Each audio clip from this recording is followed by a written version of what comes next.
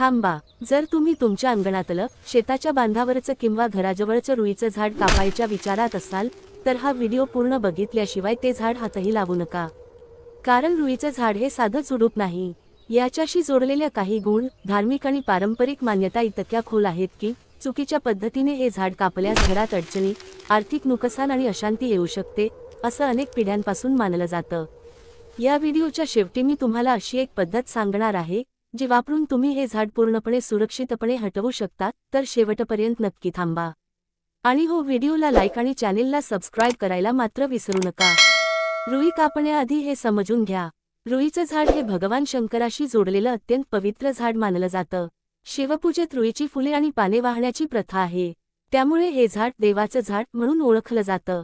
अशा पवित्र मानल्या गेलेल्या झाडाला विनाकारण, अविचाराने किंवा रागाच्या भरात कापणे अशुभ मानले जाते. जुन्या लोकांच्या मते, ज्या घरात रुईचं झाड अचानक आणि नैसर्गिकरित्या उगवते, ते झाड त्या जागेच्या रक्षणासाठी उगवलेले असते. त्यामुळे ते कापण्याआधी विचार करणे गरजेचे आहे. रुई का कापू नये? 5 प्रमुख कारणे. 1. शिवकृपेचे झाड. रुई हे शंकराचे प्रिय झाड असल्यामुळे याला कापणे म्हणजे देवतेचा अनादर केल्यासारखे मानले जाते. यामुळे घरात सुख समृद्धी कमी होते, अशी मान्यता आहे. कारण. 2. नकारात्मक ऊर्जेचे संतुलन बिघडते. रुईचे झाड घराभोवतालची नकारात्मक ऊर्जा शोषून घेते, असे वास्तुशास्त्रात सांगितले जाते. हे झाड अचानक कापल्यास ती शोषलेली ऊर्जा परत वातावरणात पसरते, ज्यामुळे घरातील वातावरण अस्थिर होऊ शकते. कारण. 3. शनी आणि राहू केतूचा संबंध. ज्योतिषशास्त्रात रुई शनी, राहू आणि केतू या ग्रहांशी जोडलेले आहे. विनाकारण हे झाड कापल्यास या ग्रहांचा अशुभ प्रभाव वाढतो, असे काही ज्योतिषी सांगतात. कारण. 4. तांत्रिक संरक्षण कवच नष्ट होते. अनेक घरांत किंवा शेतांच्या बांधावर रुई हे संरक्षणात्मक कवच म्हणून लावले किंवा वाढू दिले जाते. हे झाड कापल्याने ते संरक्षण कवच नष्ट होते, अशी पारंपरिक मान्यता आहे. 5. पर्यावरणीय नुकसान. रुईच्या फुलांवर मोनाक फुलपाखरासारख्या अनेक कीटकांचे जीवनचक्र अवलंबून असते. हे झाड नष्ट केल्याने स्थानिक परिसंस्थेचे इकोसिस्टम नुकसान होते. 3. खरी कथा. गावाकडे एक जुनी आठवण सांगितली जाते. एका शेतकऱ्याच्या शेताच्या बांधावर अनेक वर्षांपासून एक मोठे रुईचे झाड होते. एक दिवस त्याने विचार न करता ते झाड पूर्णपणे कापून टाकले. त्यानंतरच्या काही महिन्यांत त्याच्या शेतात सतत किडीचा प्रादुर्भाव वाढला आणि कौटुंबिक वादविवादही वाढले. गावातील वाडवडिलांनी सांगितले की रुईचे झाड चुकीच्या पद्धतीने कापल्यामुळे हे घडले असावे. त्यानंतर त्याने शिवमंदिरात जाऊन क्षमायाचना केली आणि पुन्हा त्याच जागी एक नवीन रुईचे रोपटे लावले. ही केवळ लोकमान्यता आहे, शास्त्रीय पुरावा नाही, पण अशा कथांमुळेच रुई कापण्याबाबत समाजात एक सांस्कृतिक भीती आणि आदर रुजलेला आहे. 4. रुई कापायचीच असेल तर योग्य पद्धत काय? कधी-कधी रुईचे झाड घराच्या पायाला धोका निर्माण करते, खूप मोठे होते किंवा बांधकामासाठी अडथळा ठरते. अशा परिस्थितीत खालील पारंपरिक पद्धतीने ते कापण्याचा सल्ला दिला जातो. 1. शुभ दिवस आणि वार निवडा. शक्यतो सोमवार किंवा शनिवार हे झाड कापण्यासाठी टाळावे. मंगळवार किंवा गुरुवार हे झाड हटवण्यासाठी अधिक योग्य मानले जातात. 2. आधी पूजा करा. झाड कापण्यापूर्वी त्याला हळद, कुंकू, पाणी आणि फूल अर्पण करून हातानेच त्याची लहान पूजा करावी. 3. क्षमायाचना करा. मनोमन किंवा शब्दात त्या झाडाची आणि त्यात वास करणाऱ्या ऊर्जेची क्षमा मागावी. आम्हाला हे झाड कापण्याची गरज आहे, आम्हाला क्षमा करा, असे म्हणावे. 4. नवीन रोपटे लावा. शक्य असल्यास त्याच परिसरात किंवा जवळपास एक नवीन रोपटे, रुईचेच किंवा इतर कोणतेही, लावावे, जेणेकरून निसर्गाचा समतोल राखला जाईल. 5. मूळ आणि लाकूड योग्य पद्धतीने विसर्जित करा. कापलेले लाकूड किंवा मूळ रस्त्यावर टाकू नका. एखाद्या नदीत, पाण्याच्या प्रवाहात किंवा झाडाच्या मुळाशी मातीत गाडावे, असा सल्ला दिला जातो. 5. कोणत्या परिस्थितीत रुई कापणे योग्य मानले जाते? जेव्हा झाड घराच्या पायाला किंवा भिंतीला प्रत्यक्ष धोका निर्माण करत असेल. जेव्हा झाड घराच्या मुख्य प्रवेशद्वारासमोर किंवा ईशान्य कोपऱ्यात चुकून उगवले असेल. जेव्हा लहान मुले किंवा पाळीव प्राण्यांना त्याच्या विषारी रसामुळे धोका असेल. जेव्हा बांधकाम किंवा रस्त्याच्या कामासाठी ते हटवणे अत्यावश्यक असेल.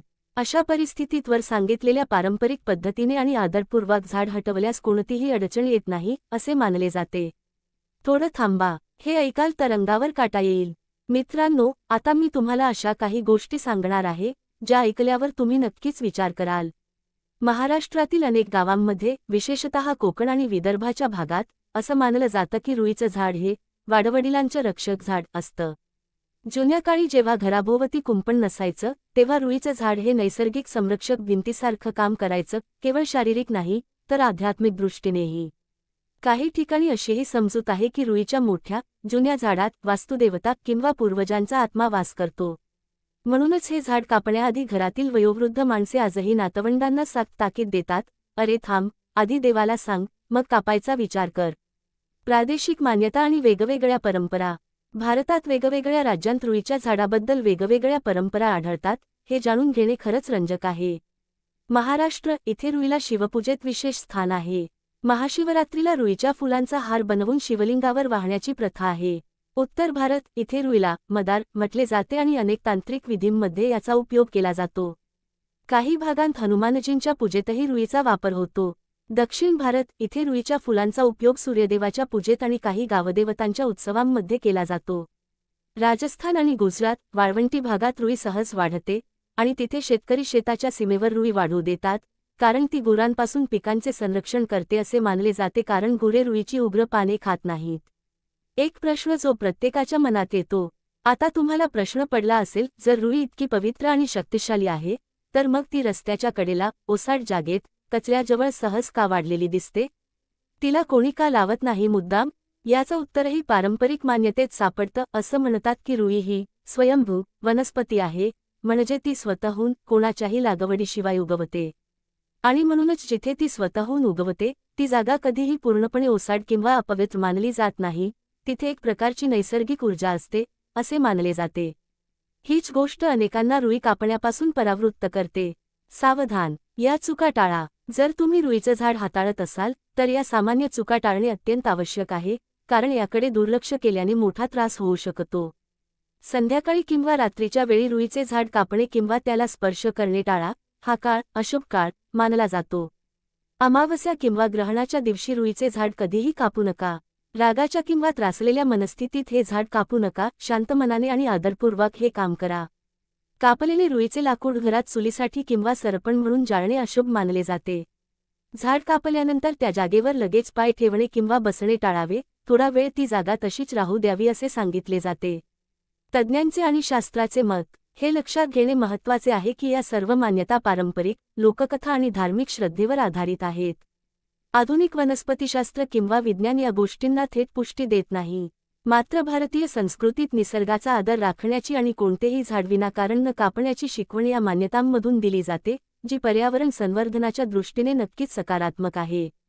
तर मित्रांनो, रुईचे झाड कापण्याआधी एकदा थांबून विचार करा. हे झाड केवळ एक झुडूप नाही, तर शिवभक्तीचे प्रतीक, संरक्षणाचे कवच आणि निसर्गाचा एक महत्त्वाचा भाग आहे. गरज असेल तरच योग्य पद्धतीने आणि आदरपूर्वक ते हटवा. अनावश्यक कापणी टाळा आणि शक्य असल्यास नवीन रोपटे लावून निसर्गाचा समतोल राखा. तुम्हाला हा व्हिडिओ कसा वाटला कमेंटमध्ये नक्की सांगा. अशीच रंजक आणि उपयुक्त माहिती मिळवण्यासाठी चॅनेल सबस्क्राईब करा, व्हिडिओ लाईक करा आणि घंटी दाबून नोटिफिकेशन ऑन करा. भेटू पुढच्या व्हिडिओत नवीन विषयासह. नमस्कार.